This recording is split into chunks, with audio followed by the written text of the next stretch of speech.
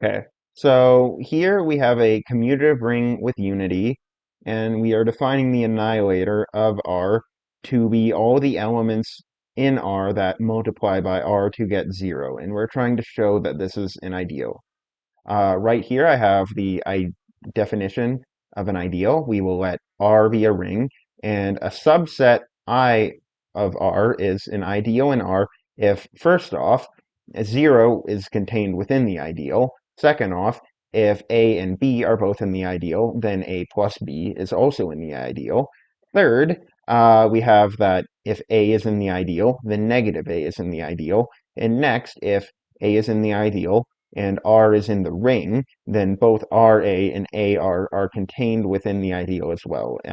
This is often called the multiplicative absorption property. We'll first start off by proving property 1 here, which is very straightforward. Uh, all right, we note that R times 0 equals 0. So all right, the 1 here, R times 0 equals 0, so 0 is in the annihilator. Next up, we will show this one here, closed under addition. We'll write 2 here. Uh, we will let arbitrary elements S1 and S2 be in the ideal. Then we can note S1 plus S2 times R equals S1R plus S2R. Now recall, we have assumed that S1 and S2 are contained within the annihilator. So we know that this equals 0 and this equals 0. So we have 0 plus 0 equals 0. So given how the annihilator is defined, this is also going to be contained, or this is also going to be within the ideal. To solve the third criteria up here, A in the ideal implies that negative A is in the ideal, we will introduce a small lemma here.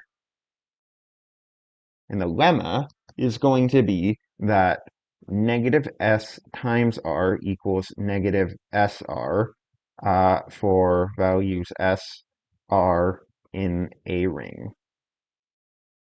Now, to prove this, we are going to consider the equation negative S times R plus SR, and then we can use the distributive property, and we have negative S plus S times R.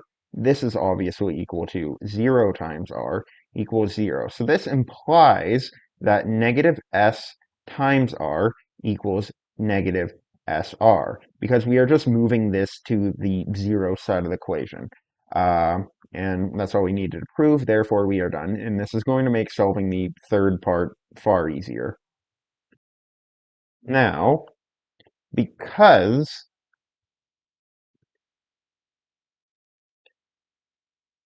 SR equals SR for some S in AR, the annihilator, we know,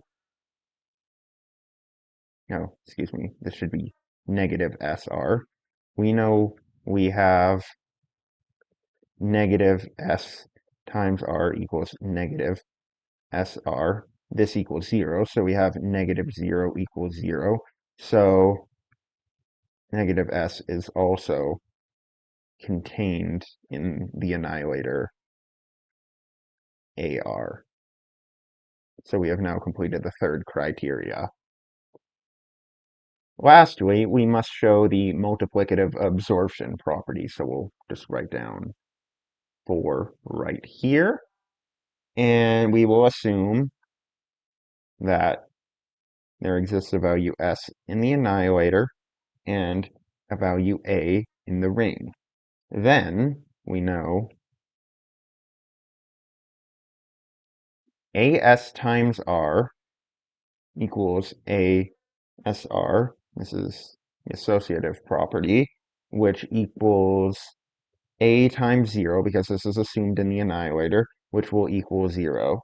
So that means that AS is in the annihilator showing multiplicative absorption.